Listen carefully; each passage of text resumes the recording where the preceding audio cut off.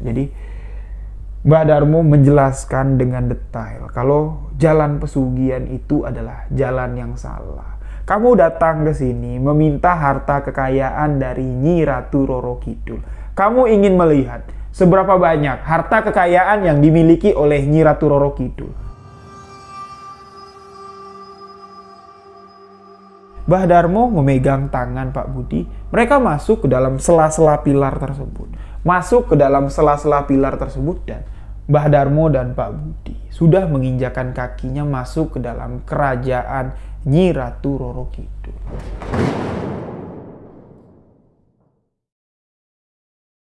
Bismillahirrahmanirrahim. Assalamualaikum warahmatullahi wabarakatuh. Halo sahabat sebuah kisah misteri. Kembali lagi bersama saya Ryu Wijaya. Terima kasih kepada sahabat-sahabat yang telah mendengarkan kisah misteri yang saya ceritakan. Terima kasih juga kepada sahabat-sahabat yang selalu memberikan dukungan, memberikan support agar channel ini dapat berkembang.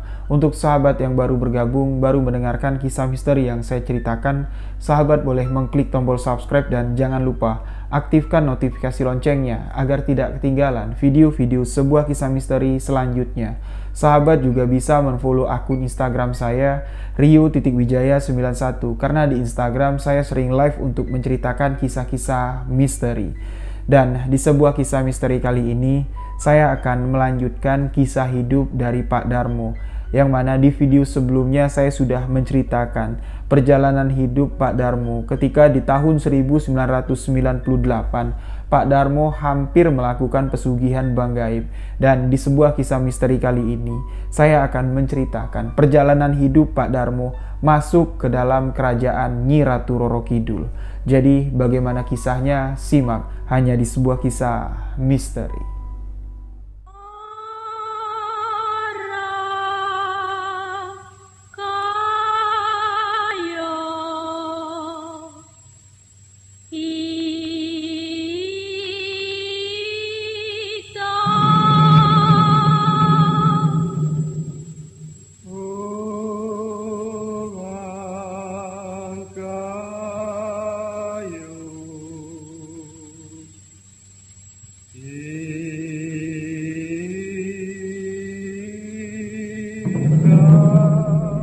Untuk sahabat-sahabat yang belum mendengarkan kisah dari hidup Pak Darmo yang dialami Pak Darmo di tahun 1998, beliau hampir menjalani ritual pesugihan bank gaib.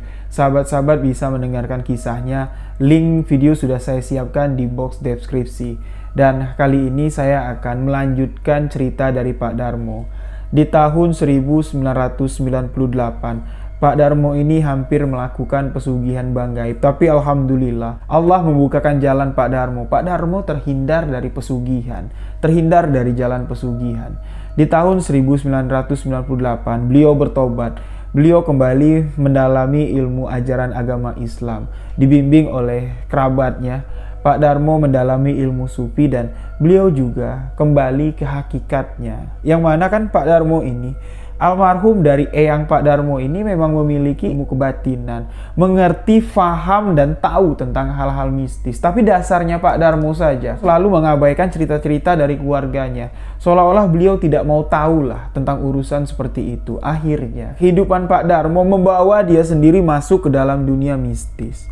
Dari tahun 98, sampailah perjalanan Pak Darmo di tahun 2002. Setelah di tahun 1998 tadi, Pak Darmo sudah bertobat. Dia mendalami ilmu ajaran agama Islam, mendalami ilmu tarekat, mendalami ilmu sufi, dan sekaligus Pak Darmo ini mengasah ilmu kebatinannya.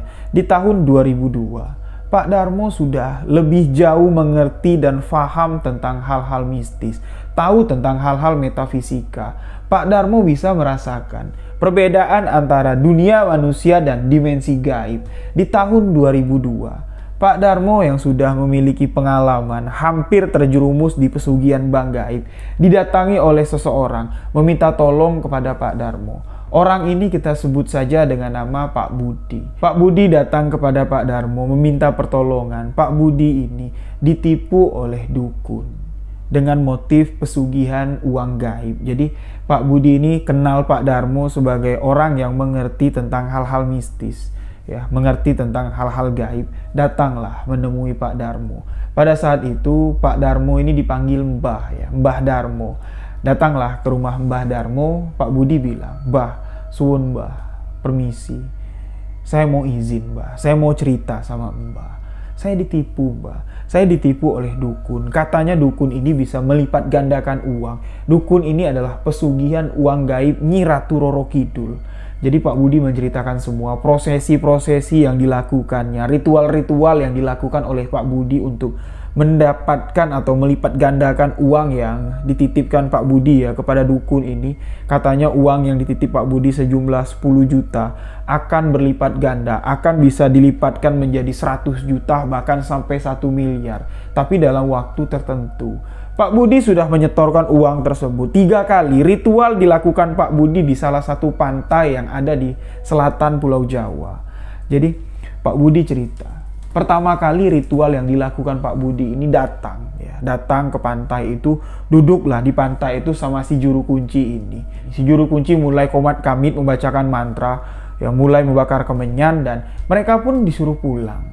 Alasannya Nyi Ratu Roro Kidul tidak menerima mereka pada saat itu. Mereka pun pulang. Beberapa saat kemudian, beberapa hari kemudian, Pak Budi ini diajak lagi sama si Kuncen ini untuk datang. Tapi kali ini datang dengan bawa tumpengan. Sesaji yang mereka bawa tuh bawa tumpengan lengkap dengan buah-buahan dan ayam ingkung. Ayam ingkung itu ayam kampung ya, yang dibakar secara utuh. Nah, dibawalah untuk menjadi sesaji. Setelah semua sesaji dibawa, diletakkan di tepi pantai, si Kuncen tadi kembali mengajak Pak Budi duduk menghadap laut. Menghadap ke laut, si Kuncen mulai membacakan mantra-mantra. Di sini Pak Budi mulai agak sedikit bingung lah dengan apa yang dilakukan sama si Kuncen ini. Kurang lebih sekitar 30 menit, Pak Budi duduk di samping si Kuncen. Tapi Pak Budi ini sama sekali nggak berasa merinding. Yang dirasakan Pak Budi cuma deburan ombak, hembusan angin dari laut yang sangat kencang, tapi dia sama sekali nggak merasa ada hal-hal mistis. Ada aura-aura negatif yang ada di tempat itu. Jadi Pak Budi ini ngeliatin si Kuncen, ngapain nih orang komat kamit ya. Jadi Pak Budi negur lah ya, nepuk bau si Kuncen. Mbah, kita masih lama nggak di sini? Kalau lama-lama di sini aku bisa masuk angin. Si Kuncen bilang, tunggu sebentar.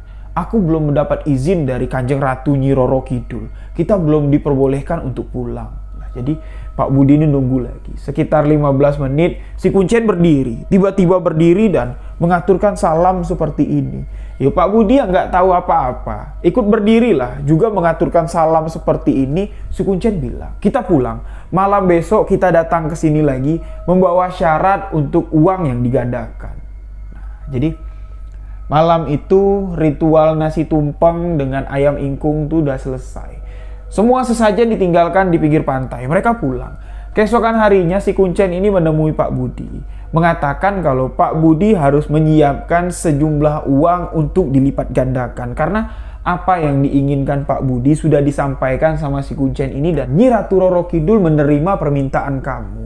Jadi Nyi Ratu Roro Kidul meminta kita datang membawa uang yang akan dilipat gandakan. Nah Pak Budi ini seneng lah dia ya. Karena memang saat itu Pak Budi bilang dia tengah dalam keadaan ekonomi yang mendesak lah. Akhirnya Pak Budi memutuskan untuk meminjam uang kepada kerabat-kerabatnya. Jadi ada yang minjem 500.000, ada yang minjem 1 juta. Akhirnya terkumpul lah nominal uang sebesar 10 juta rupiah. Kuncen itu bilang, waktu menggandakan uang ini tuh nggak lama. Paling lama tuh 41 hari. Dalam waktu 41 hari, uang 10 juta ini bisa dilipat gandakan. Kalau rezeki kamu bagus, uang 10 juta ini bisa menjadi 10 kali lipatnya. Bahkan bisa menjadi 100 kali lipatnya. Pak Budi yang mendengar apa yang dikatakan Kuncen ini sudah sangat meyakinkan. Dia pasrah. Pasrah menyerahkan uang 10 juta hasil pinjaman ini kepada Kuncen tersebut. Tapi naas di sini. Setelah uang itu diserahkan, Pak Budi dan si Kuncen kan berjanji ketemu lagi di pantai yang tempat mereka melakukan ritual pertama dan kedua. Tapi setelah Pak Budi datang pada malam harinya, dari jam 8 malam sampai jam 1 dini hari, Pak Budi nggak ngelihat batang hidungnya dukun itu. Dia lama nunggu sendirian di bibir pantai itu, tapi dukun itu nggak datang-datang. Nah, tapi di sini sesuatu yang di luar nalar Pak Budi terjadi. ketika dia sedang duduk di sebuah batu karang di pinggir pantai. Jaraknya ya lumayan jauh lah dari bibir pantai, Pak Budi bilang. Ya kurang lebih adalah sekitar 25 meter lah dari tempat dia melakukan ritual. Pak Budi ini duduk meratapi nasibnya. Dia cuma mengatakan di dalam hati, ya kalau memang aku ketipu sama si dukun itu bawa lari duit 10 juta yang aku bawa, ya wis ndak apa-apa lah. Yang penting aku sudah usaha. Tapi aku yakin lokasi tempat aku duduk ini memang lokasi tempat kerajaan atau istana gaib Nyi Ratu Roro Kidul. Seketika ketika Pak Budi menyebutkan nama Nyi Ratu Roro Kidul di jam 1 dini hari itu, seolah-olah pemandangan yang ada di hadapan Pak Budi ya. Pak Budi kan menghadap ke laut. Ombak yang berderu kencang tiba-tiba ya berhenti. Pak Budi bilang ombak itu berhenti. Tek gitu. Jadi Pak Budi ini bingung ya. Suara angin yang tadi kencang itu semuanya berhenti semua. Pak Budi melihat ke arah laut. Ya. Di tengah-tengah laut itu terlihat seperti ada cahaya ya. Cahaya lampu yang keluar dari dalam laut. Ya. Pelan-pelan naik ke atas hingga sampai ke permukaan. Sesampainya cahaya itu ke permukaan, seluruh apa yang dilihat sama Pak Budi, pemandangan yang dilihat sama Pak Budi itu berubah. Seketika disulap, semuanya terang. Pak Budi yang tadinya duduk di atas batu karang, itu sudah duduk di singgasana. Seperti kursi lah dia bilang ya, kursi ukiran yang sangat bagus sekali. Pak Budi sedang berada di dalam sebuah istana yang sangat megah. Tapi yang anehnya di sini, di istana yang sangat megah itu, di istana yang sangat besar sekali, Pak Budi nggak bisa ngapa-ngapain. Dia cuma bisa duduk seperti ini. Awalnya Pak Budi ini penasaran, pengen berdiri seperti ini, tapi dia nggak bisa. Sekuat tenaga dia mencoba untuk berdiri, tapi nggak bisa. Dan suasana di kerajaan itu juga sepi sekali. Sama sekali nggak ada orang. Yang ada di hadapan Pak Budi itu cuma seperti singgasana ya. Sebuah kursi besar. Di sampingnya itu ada 2 kursi kecil dan seperti ada payung. Ya, jadi Pak Budi ini bingung, aku ini sekarang lagi di mana? Pak Budi ngelihat ke kiri ke kanan, satu pun nggak ada makhluk yang ada di sana. Ya, jadi Pak Budi cuma duduk lah, memperhatikan ukiran-ukiran yang ada di istana itu. Jadi Pak Budi bilang, pilar-pilar yang ada di istana itu ukurannya besar-besar sekali, tapi ada satu titik yang membuat perhatian Pak Budi ini tertuju. Ya, Pak Budi fokus memperhatikan 3 buah pilar yang ukurannya sangat besar sekali. Pak Budi melihat di situ seperti ada ukiran, tapi Pak Budi ini nggak bisa menggambarkan ukirannya itu seperti apa. Jadi ukirannya itu acak ya. Tapi Pak Budi jelas melihat kalau 3 pilar yang besar itu terbuat dari batangan emas. Jadi ketika Pak Budi memperhatikan 3 pilar yang menarik perhatiannya, sekilas Pak Budi melihat bayangan lewat.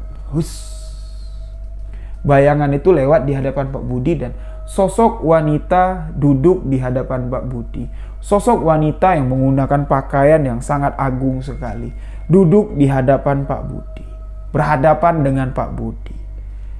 Sosok itu sama sekali nggak berbicara, tapi sorot mata dari wanita itu sangat terang sekali.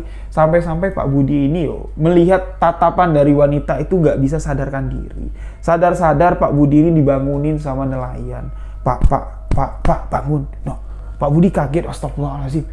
Kok aku ketiduran di sini? Yo Pak, kamu ketiduran di sini. Udah subuh Pak, dia bilang ya. Jadi nelayan itu ya bingung lihat Pak Budi kok tidur di pinggir pantai, dia bilang.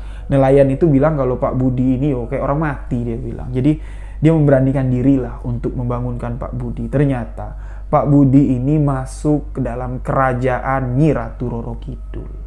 Nah, jadi Pak Budi ini datang ya ke rumah Mbah Darmo atau Pak Darmo ini, menceritakan pengalamannya, bertanya kepada Pak Darmo, sebenarnya yang dilakukan Kuncen yang nipu saya itu benar atau enggak?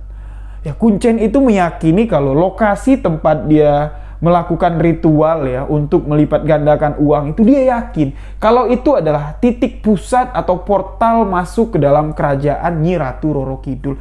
Kok malah dia nipu saya? Seolah-olah saya ini dikibulin dengan cerita bohong, dia cuma dapat duit terus kabur. Nah, malah saya yang ketipu ini bisa merasakan sesuatu yang sangat luar biasa sekali.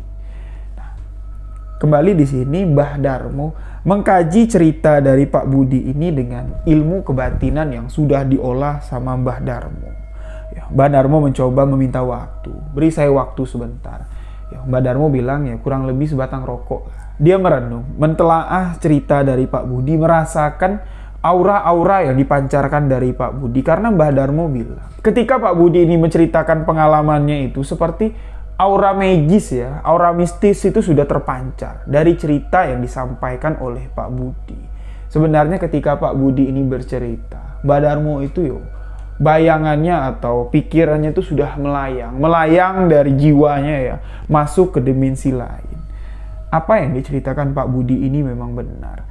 Dukun yang ngerjain Pak Budi, juru kunci yang membawa kabur uang Pak Budi 10 juta yang katanya uang itu bisa dilipat gandakannya, sebenarnya itu dukun yang kosong. Orang yang sama sekali tidak memiliki kemampuan. Jadi dia cuma ngandelin ya cerita bohong lah. Kalau di lokasi ini tuh gerbang gaib Nyi Ratu Roro Kidul. Setelah melakukan ritual pesugihan, uang bisa dilipat gandakan. Ya itu cuma sekedar skenario agar orang-orang percaya, agar dia dapat mengambil uang dari pasien-pasiennya. Tapi apa yang dilakukan dukun ini tuh ya memang bodoh sekali lah, Mbah Darmo bilang. Padahal letak yang dikatakan oleh dukun itu memang tepat sekali. Bahkan ritual-ritual yang dilakukan sama dukun itu sebenarnya sudah masuk, sudah diterima oleh Nyi Ratu Roro Kidul. Dia datang ke sana. Dia membawa kemenyan, membakarkan kemenyan putih, membawa bunga kantil, membawa kopi. Dia memuja di sana, menyebut nama Nyi Ratu Roro Kidul, memanggil Nyi Ratu Roro Kidul. Tapi memang dukun ini kan nggak memiliki ilmu kebatinan. Apa yang diucapkannya itu cuma sembarangan aja lah, asal keluar dari lisannya. Makanya energi negatif yang ada di sana, energi gaib yang ada di sana tuh sepenuhnya tuh nggak bisa keluar. Dapat memperhatikan apa yang dukun itu lakukan. Tapi sebenarnya Nyi Ratu Roro Kidul melihat, memperhatikan apa yang dilakukan dukun tersebut.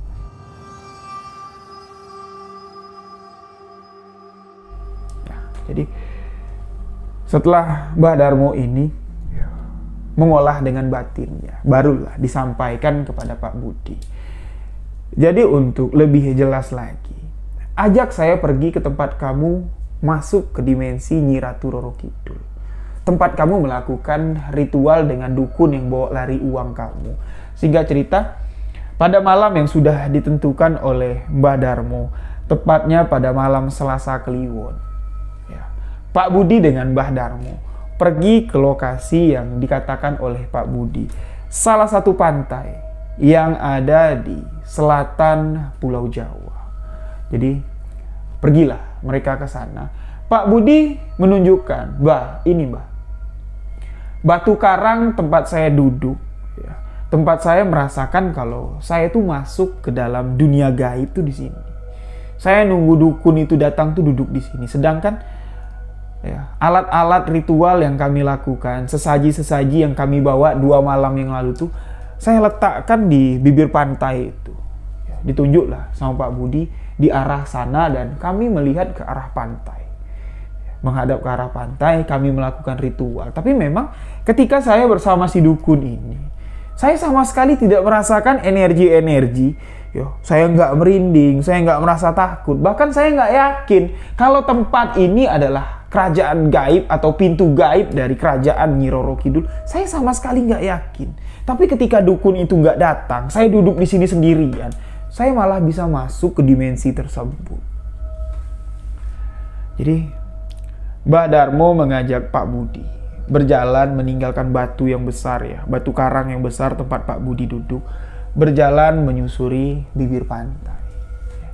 Sambil berjalan di bibir pantai, Mbah Darmo ini menceritakan kepada Pak Budi bahwa di tahun 98 saya dulu pernah hampir melakukan pesugihan uang gaib.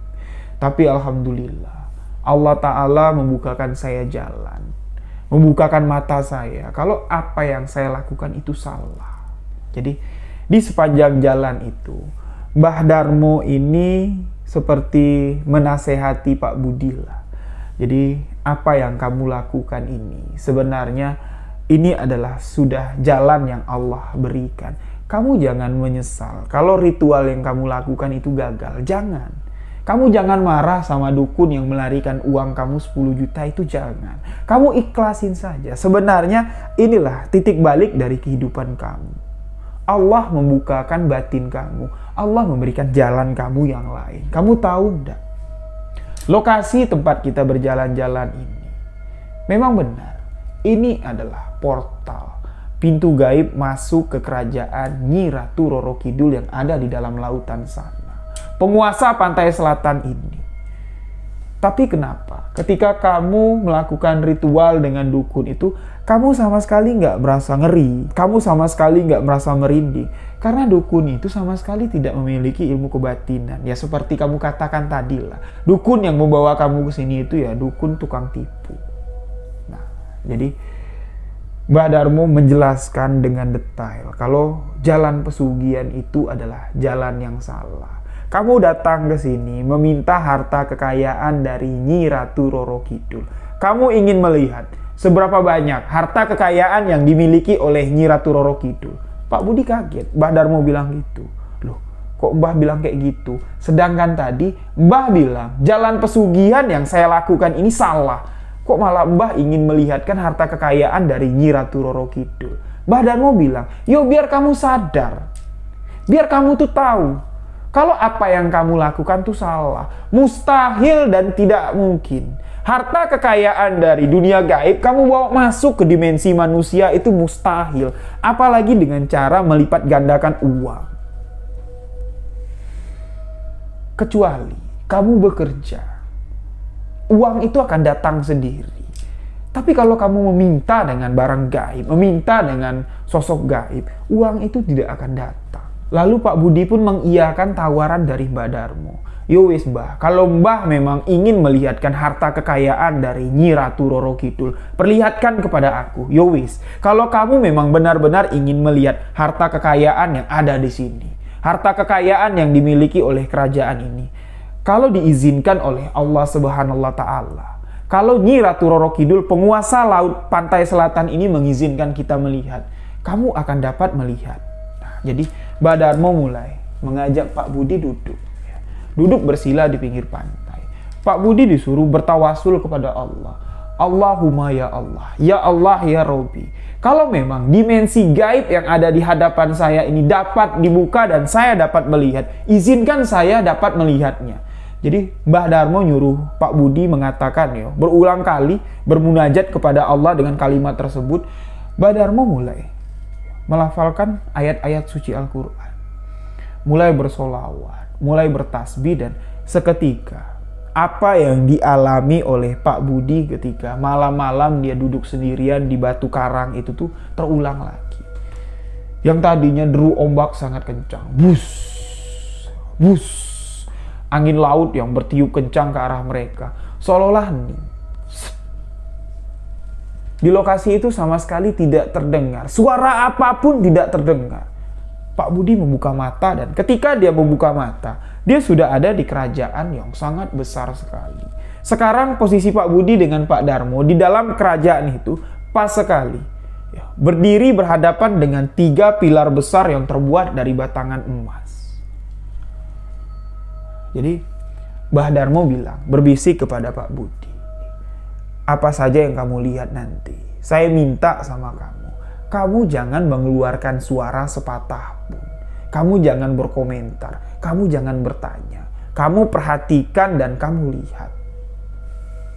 Jadi Mbah Darmo mulai berdiri. Ya, Pak Budi masih duduk. Mbah Darmo mengitari 3 pilar yang sangat besar sekali. Ya, Pak Budi bilang, itu mungkin ya, ukurannya ya, kalau dipeluk orang dewasa tuh ya nggak nyampe tangannya. Itu ada 3 pilar yang sebesar itu dan itu terlihat seperti terbuat dari batangan emas. Mbah Darmo mulai mengitari 3 pilar itu. Yang tadi istana itu sepi ya. Sebelum Mbah Darmo memutari 3 pilar itu, ketika Mbah Darmo sekali memutari pilar tersebut, Pak Budi ini merasakan seperti ada getaran. Trak, trak, kayak ada gempa kecil lah. Mbah Darmo kembali mutar. Di putaran ketiga, Pak Budi melihat kalau 3 pilar yang menyatu seperti ini tuh terbuka. Terbuka seperti gerbang. Ternyata Itulah portal gaib atau gerbang gaib masuk ke dalam kerajaan Nyi Ratu Roro Kidul. Jadi Pak Budi yang ketika masuk ya, ketika dia duduk di batu karang yang besar di jam 1 dini hari kan, dia duduk di seperti singgasana. Pak Budi ini duduk di atas kursi ya. Dia melihat 3 pilar itu cuma dari jauh, dan pada malam itu Pak Budi melihat sosok wanita yang menggunakan pakaian yang sangat agung sekali. Tapi dia nggak tahu itu siapa. Pak Budi menatap mata wanita itu, dia langsung pingsan. Nah sekarang Mbah Darmo membuka 3 pilar itu yang ternyata itulah pintu gerbang dari kerajaan gaib Nyi Ratu Roro Kidul. Jadi setelah 3 pilar itu terbuka, Mbah Darmo ini nyolek ya. Dicoleknya bahu Pak Budi, ngasih kode suruh berdiri.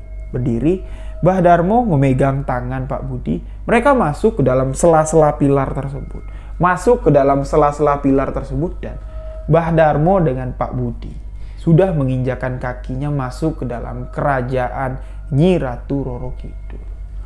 Mereka melihat di sana banyak sekali dayang-dayang yang menggunakan pakaian yang agung, menggunakan selendang, menggunakan mahkota. Ya, penampilan mereka ya rata-rata ya Mbah Darmo bilang semua yang ada di sana tuh mirip dengan lukisan yang ada di lukisan Nyi Ratu Roro Kidul.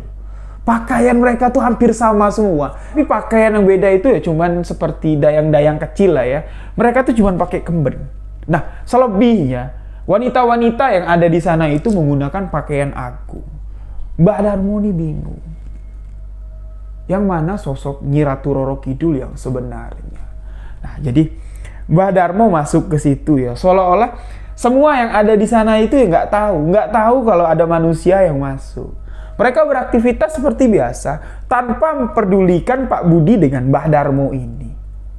Mereka masuk, melihat sekeliling mereka itu ya, wanita cantik-cantik menggunakan pakaian yang sangat agung sekali. Selendangnya itu ya sampai ke belakang ya. Mereka beraktivitas seperti biasa. Di kerajaan itu ada yang sedang duduk ngobrol, ada yang sedang lalu lalang, keluar masuk ke satu ruangan, masuk ke ruangan yang lain. Tapi di sini Mbah Darmo bilang, memang ukuran tubuh mereka itu memang lebih tinggi dan lebih besar dari ukuran manusia pada umumnya.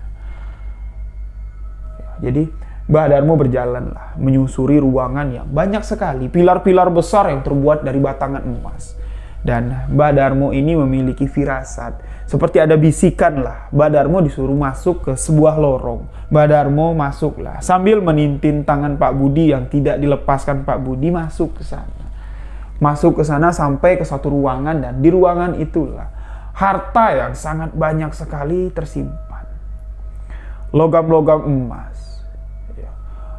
Furnitur ya, seperti gelas, seperti teko, seperti guci yang semua terbuat dari emas. Bahkan Mbah Darmo bilang intan berlian semuanya ada di sana. Di dalam peti-peti ya, di dalam kotak-kotak itu terlihat di situ yo tumpukan emas, tumpukan intan, berlian, permata, semuanya ada di sana.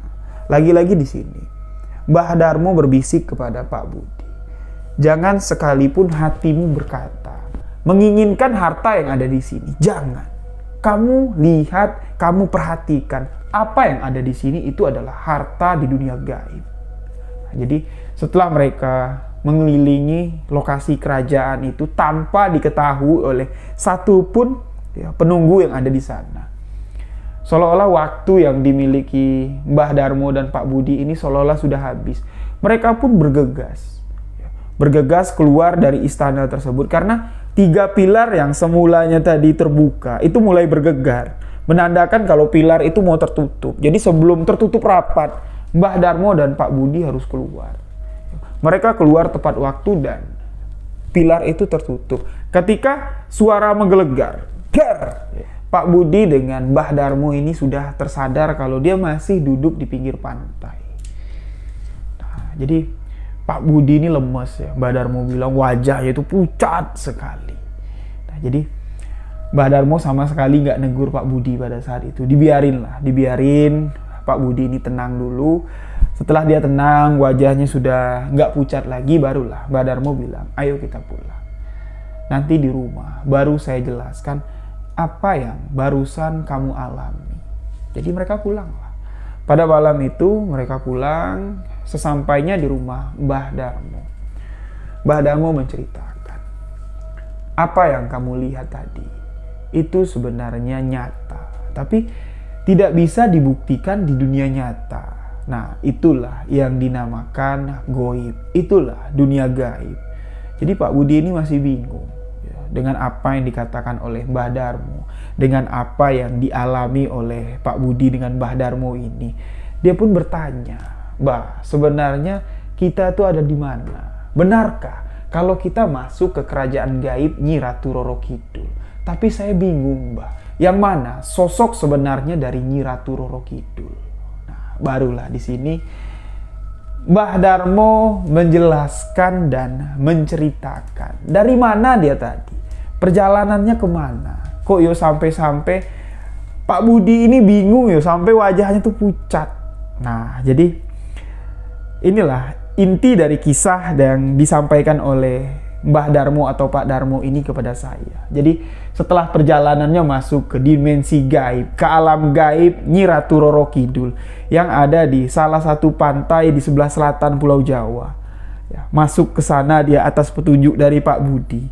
Mbah Darmo bilang, Mbah Darmo pun baru bisa membuktikan ya apa yang dikira-kiranya selama ini tuh ya baru bisa dibuktikan sama Mbah Darmo. Memang benar. Di situ memang menyimpan banyak sekali harta pesugihan yang diinginkan oleh manusia-manusia yang serakah.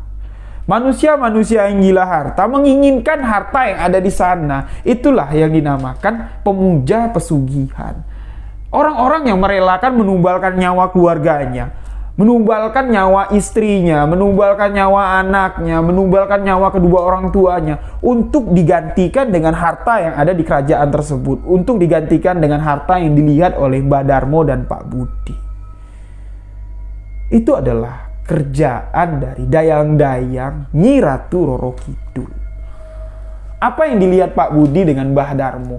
Semua wanita yang ada di sana tuh menggunakan pakaian agung, pakaian yang persis, yang sama dengan apa yang digambarkan tentang sosok Nyi Ratu Roro Kidul. Menggunakan pakaian agung berwarna hijau, menggunakan selendang, menggunakan mahkota. Semua wanita yang ada di sana, kecuali dayang-dayang ya, menggunakan pakaian yang sama. Nah, itulah penghuni dari kerajaan gaib yang dimiliki oleh Nyi Ratu Roro Kidul. Sebenarnya sosok Nyi Ratu Roro Kidul itu pun ya nggak tahu seperti apa. Yang sering muncul ke permukaan, yang sering muncul memberikan pesugihan kepada orang-orang itu adalah kerjaan. Kerjaan dari asisten, kerjaan dari ajudan, kerjaan dari punggawa-punggawa yang ada di kerajaan tersebut. Sebenarnya bukan kuasa Nyi Ratu Roro Kidul yang memberikan harta pesugihan, yang menjanjikan pesugihan, itu bukan. Itu cuman kerjaan yo. Istilahnya dayang-dayang lah ya. Atau prajurit Nyi Ratu Roro Kidul lah. Yang ada di istana itu untuk menyesatkan manusia. Sebenarnya gini. Mereka itu ingin menguji keimanan manusia. Sebatas mana keimanan manusia ini melihat harta yang begitu banyak, tanpa bekerja keras, tanpa berusaha bisa mendapatkan harta, dan rela menumbalkan nyawa. Itulah sebenarnya tujuan dari sosok-sosok gaib yang ada di pantai selatan yang memberikan pesugihan itu yo. Itu banyak yang mengatakan yang memberikan pesugihan itu adalah langsung Nyi Ratu Roro Kidul. Tapi menurut Mbah Darmo itu salah. Salah besar. Karena ketika Mbah Darmo masuk ke sana meminta izin kepada Nyi Ratu Roro Kidul, wahai Nyi Ratu Roro Kidul, penguasa pantai ini, kalau memang engkau ada di sini, tunjukkan sosok kamu. Yang muncul di hadapan Mbah Darmo itu ya sosok wanita-wanita yang banyak sekali yang menggunakan pakaian yang sama. Jadi di sini Mbah Darmo menyimpulkan sosok agung Nyi Ratu Roro Kidul itu memang sosoknya itu tidak dapat digambarkan. Wallahu a'lam, Mbah Darmo bilang. Jadi banyak juga yang mengatakan fitnah pesugihan dari Nyi Ratu Roro Kidul. Mbah Darmo membenarkan apa yang dikatakan fitnah itu memang iya, Mbah Darmo bilang. Jadi kalau kamu menganggap Nyi Ratu Roro Kidul itu pemberi pesugihan. Kamu jangan berpikir panjang lagi tentang itu. Karena setelah Mbah mengalami peristiwa ini, Mbah masuk ke dimensi itu. Mbah seperti mendapat bisikan. Bisikan tapi wajahnya tuh gak bisa terlihat. Kamu boleh masuk ke sini. Kamu boleh melihat seluruh isi istana yang ada di sini. Dan kamu boleh membuktikan langsung tentang apa yang kamu ingin cari tahu. Mbah Darmo melihat memang apa yang ingin dicari tahu sama Mbah Darmo ini kan tentang pesugihan yang bisa melipat gandakan uang di lokasi tersebut. Yang katanya pesugihan itu dijanjikan oleh Nyi Ratu Roro Kidul.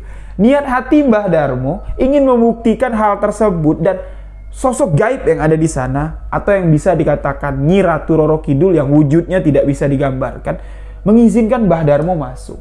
Melihat seluruh isi istananya, melihat harta yang ada di sana, melihat sosok-sosok gaib yang ada di sana.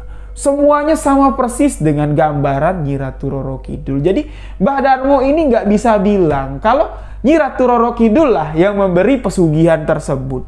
Karena Mbah Darmo yakin, di antara sosok-sosok gaib yang dilihat sama Mbah Darmo, mereka ini juga memiliki sisi jahil. Mereka juga memiliki sisi jahat. Mereka ingin menyesatkan manusia, dan mereka-mereka itulah yang memberikan pesugihan kepada manusia-manusia yang datang memuja di sana. Setelah Pak Budi mengetahui apa yang telah dia alami, dia sudah benar-benar masuk ke dimensi gaib. Pak Budi ini nangis. Dia bertakbir, Allahu Akbar, Allahu Akbar, Allahu Akbar. Mbah Darmo bertanya kepada Pak Budi, "Loh Pak, belum lebaran kita ini loh, kok Bapak takbir?" "Bah, aku baru saja melihat kebesaran dari Gusti Allah. Allahu Akbar, Allahu Akbar." Mbah Darmo cuma senyum dan mengatakan, "Itu hanya seujung kuku Pak, yang dilihatkan Gusti Allah, kekuasaan yang dia miliki. Kalau dia berkehendak, kun fayakun, semuanya bisa terjadi." Nah, seketika di sini Pak Budi yang tadinya kekeh, tekadnya sudah bulat, bahkan sampai berani meminjam uang kepada kerabat-kerabatnya untuk melakukan pesugihan ya, melipat gandakan uang. Di sini Pak Budi ini istilahnya itu kena batunya. Dia mentok. Dia langsung jatuh dan dia langsung sadar kalau apa yang dilakukannya itu salah. Dan Pak Budi seperti yang dialami Mbah Darmo pada tahun 98. Semua yang dialami Pak Budi ini merupakan jalan yang Allah berikan. Jalan yang sudah Allah tunjukkan untuk membuat jalan Pak Budi ini keluar dari kesesatan. Memang benar, Pak Budi sudah melakukan beberapa ritual yang nyala. Tapi ini sudah jalannya. Allah menentukan jalannya seperti itu, dan titik balik dari kehidupan Pak Budi pun dimulai dari sini.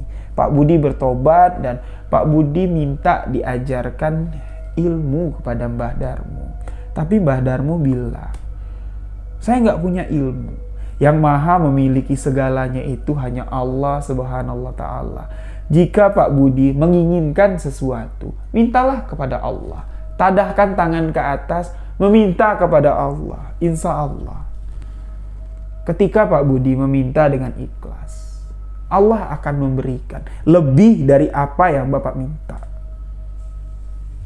Jadi, Mbah Darmo menceritakan kepada saya kejadian yang dialami Mbah Darmo ini kan di tahun 2002. Saya bertemu dengan Mbah Darmo di tahun 2014, yang mana kan Mbah Darmo ini sudah menjadi guru pembimbing spiritual. Lokasi tempat Mbah Darmo ini masuk ke dimensi gaib ya, kerajaan gaib Nyi Ratu Roro Kidul tuh disebutin sama saya. Lokasinya tuh di situ. Mungkin insya Allah lah ya, suatu hari nanti ketika saya jalan-jalan ke Pulau Jawa, saya akan mengunjungi lokasi yang dikatakan oleh Mbah Darmo. Tempat Pak Budi dengan Mbah Darmo masuk ke dimensi gaib, ke kerajaan gaib Nyi Ratu Roro Kidul. Tapi pesan dari Mbah Darmo kepada saya, ketika kamu ingin membuktikan ya, titik-titik atau tempat-tempat yang menjadi kekuasaan atau memiliki energi-energi besar yang dimiliki oleh Nyi Ratu Roro Kidul, kamu harus ingat, sebelum kamu melangkahkan kaki kamu ke sana, keyakinan kamu, keimanan kamu itu memang harus benar-benar hakul yakin. Kalau enggak, keimanan kamu akan goyang, yuk, dia bilang. Karena sebelum kita masuk ke sana, banyak sekali punggawa-punggawa dari kerajaan gaib itu yang siap menunggu. Gak sembarangan orang bisa masuk ke sana.